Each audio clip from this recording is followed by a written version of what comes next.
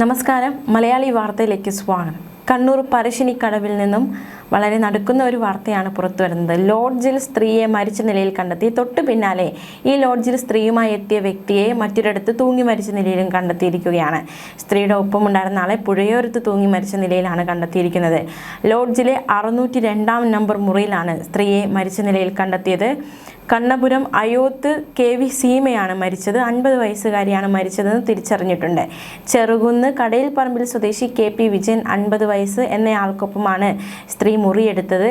രാത്രി 9 മണിയോടെ സ്ത്രീയെ മരിച്ച നിലയിൽ ഈ ലോഡ്ജിനുള്ളിൽ കണ്ടെത്തുകയായിരുന്നു. പിന്നാലെ വിജയനെ ഈ സംഭവ സ്ഥലത്ത് നിന്ന്, അതായത് വിജയനൊപ്പമാണ് ഇവർ എത്തിയത് എന്ന് പിന്നീട് ഈ സ്ത്രീയെ മരിച്ച നിലയിൽ കണ്ടെത്തുന്ന സമയത്ത് വിജയനെ സംഭവ സ്ഥലത്ത് കാണാതായി. വിജയനെ വൈകാതെ മാട്ടൂൽ ജസിന്ത കടവിൽ പുഴയോരത്ത് തൂങ്ങി മരിച്ച നിലയിൽ കണ്ടെത്തുകയായിരുന്നു. സംഭവത്തിൽ തളിപ്പറമ്പ് പോലീസ് അന്വേഷണം തുടങ്ങി. വിജയന്റെ അയൽവാസിയാണ് സീമ. എന്താണ് സംഭവിച്ചത്, എങ്ങനെ ഇവർ ഒന്നിച്ച് ലോഡ്ജിലെത്തി, ഇവർക്കിടയിലുള്ള പ്രശ്നങ്ങൾ എന്താണ് എന്നതടക്കമുള്ള കാര്യങ്ങളൊക്കെ ഒരു വ്യക്തത വരേണ്ടതായിട്ടുണ്ട്. പോലീസ് കേസ് അന്വേഷിക്കുകയാണ്. പുതിയ വഴിത്തിരിവ് സംഭവിച്ചു. അതായത് ആദ്യം സ്ത്രീയെ മരിച്ച നിലയിൽ കണ്ടെത്തുന്നു വാർത്ത വരുന്നു. പക്ഷേ എന്താണ് സംഭവിച്ചത്, അല്ലെങ്കിൽ ആർക്കൊപ്പം എത്തി, കൂടെ ഉണ്ടായിരുന്ന വ്യക്തി എവിടെയെന്ന ചോദ്യമൊക്കെ ശക്തമാവുന്നതിനിടയിലാണ് സ്ത്രീക്കൊപ്പം ലോഡ്ജിൽ ഉണ്ടായിരുന്നയാളെയും പിന്നീട് തൊട്ടു പിന്നാലെ അടുത്ത സ്ഥലത്ത് തന്നെ മരിച്ച നിലയിൽ കണ്ടെത്തുന്നത്.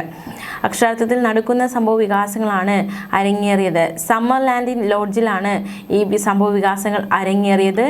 സീമയുടെ മൃതദേഹം കണ്ടെത്തിയത് ഇവിടെയാണ്. KP വിജയനൊപ്പമാണ് ഇവർ ലോഡ്ജിലെത്തിയത്. കിടക്കയിലാണ് മൃതദേഹം കണ്ടെത്തിയത്. സംഭവത്തിന് ശേഷം വിജയനെ കാണാനില്ലായിരുന്നു. തളിപ്പറമ്പ് പോലീസ് അന്വേഷണം നടത്തുകയായിരുന്നു. അതിനിടെയാണ് പഴയങ്ങാടിയിൽ നിന്നും വിജയന്റെ മൃതദേഹം കണ്ടെത്തിയത്. യുവതിയെ കൊലപ്പെടുത്തിയ ശേഷം വിജയൻ ജീവനൊടുക്കിയതെന്നാണ് പോലീസിന്റെ നിഗമനം. എന്തായാലും ഈ ഒരു സംഭവം വളരെയധികം അക്ഷരാർത്ഥത്തിൽ നടക്കുന്നതായി മാറിയിരിക്കുകയാണ്. ഇനി നമുക്ക് മറ്റൊരു വാർത്തയിലേക്ക് കൂടി പോകാം.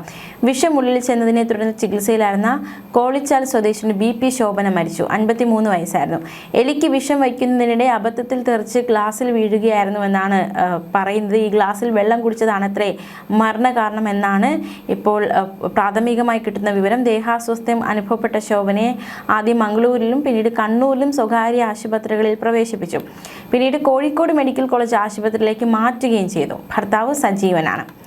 ഇനി നമുക്ക് 2 ദിവസം മുന്നേ നടന്ന മറ്റൊരു വാർത്തയിലേക്ക് കൂടി പോകാം. 4 മാസം പ്രായമായ ആൺകുട്ടിയെ മരിച്ച നിലയിൽ കണ്ടെത്തിയ സംഭവം.